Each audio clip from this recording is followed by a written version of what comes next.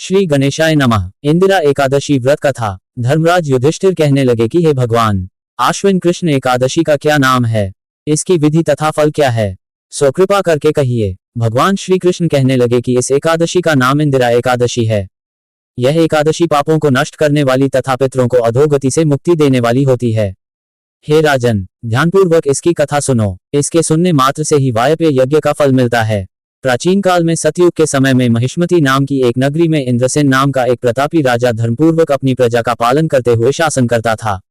वह राजा पुत्र पौत्र और धन आदि से संपन्न और विष्णु का परम भक्त था।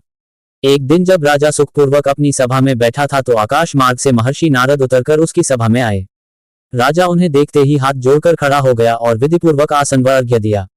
सुख से बैठकर मुनि ने राजा से पूछा कि हे राजन, आपके सातों अंग कुशल पूर्वक तो हैं, तुम्हारी बुद्धि धर्म में और तुम्हारा मन विष्णु भक्ति में तो रहता है। देवर्षि नारद की ऐसी बातें सुनकर राजा ने कहा, हे महर्षि, आपकी कृपा से मेरे राज्य में सब कुशल है तथा मेरे यहाँ यज्ञ कर्मादि सुकृत हो रहे हैं। आप कृपा करके अपने आगमन का कारण कहिए। तब ऋषि कहने लगे कि हे राजन, आप आश्चर्य देने वाले मेरे वचनों को सुनो। मैं एक समय ब्रह्मलोक से यमलोक को गया। वहां श्रद्धापूर्वक यमराज से पूजित होकर मैंने धर्मशील और सत्यवान धर्मराज की प्रशंसा की। उस यमराज की सभा में महान ज्ञानी और धर्मात्मा तुम्हारे पिता को एकादशी का व्रत भंग होने के कारण देखा। उन्होंने संदेशा दिया, सो मैं तुम्हें कहता हूँ।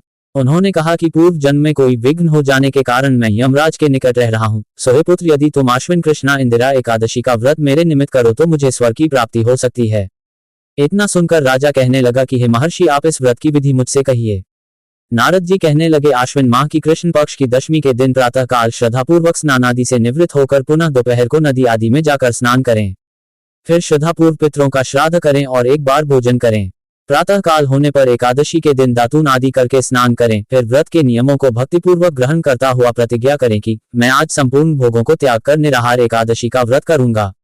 हे अच्युत, हे पुंडरीकाक्ष, मैं आपकी शरण हूँ, आप मेरी रक्षा कीजिए। इस प्रकार नियम पूर्वक शालिग्राम की मूर्ति के आगे विधिपूर्वक श्राद्ध करके योग्य ब्राह्मणों को फलाहार का भोजन कराएं और दक्षिणा दें। पितरों के श्राद्ध से जो बच जाए उसको सूंघकर गौ को दें तथा धूप, दीप, गंध, पुष्प, नैवेद्य आदि सब सामग्री से ऋषिकेश भगवान का पूजन करें। रात में भगवान के निकट जागरण करें। इसके पश्चात द्वादशी के दिन प्रातः काल होने पर भगवान का पूजन करके ब्राह्मणों को भोजन कराएं। भाई बंधुओं, स्त्री और पुत्र सहित आप भी मौन होकर भोजन करें। नारद जी कहने लगे कि हे राजन, इस विधि से यदि तुम आलस्य रहित होकर इस एकादशी का व्रत करोगे तो तुम्हारे पिता अवश्य ही स्वर्गलोक को जाएंगे। इतना कहकर नारद जी अंतर्ध्यान हो गए। नारद जी के कथनानुसार राजा द्वारा अपने बांधवों तथा दासों सहित व्रत करने से आकाश से पुष्पवर्षा हुई और उस राजा का पिता गरुड़ पर चढ़कर विष्णुलोक को गया। राजा इंद्रसेन भी एकादशी के व्रत के प्रभाव से निष्कंटक राज्य करके अंत में अपने पुत्र को सिंहासन पर बैठाकर स्वर्गलोक को गया।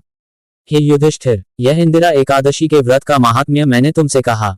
इसके पढ़ने और सुनने से मनुष्य सब पापों से छूट जाते हैं और सब प्रकार के भोगों को भोगकर बैकुंठ को प्राप्त होते हैं। ओम नमो भगवते वासुदेवाय। वीडियो अच्छी लगे तो लाइक, सब्सक्राइब और शेयर जरूर करें।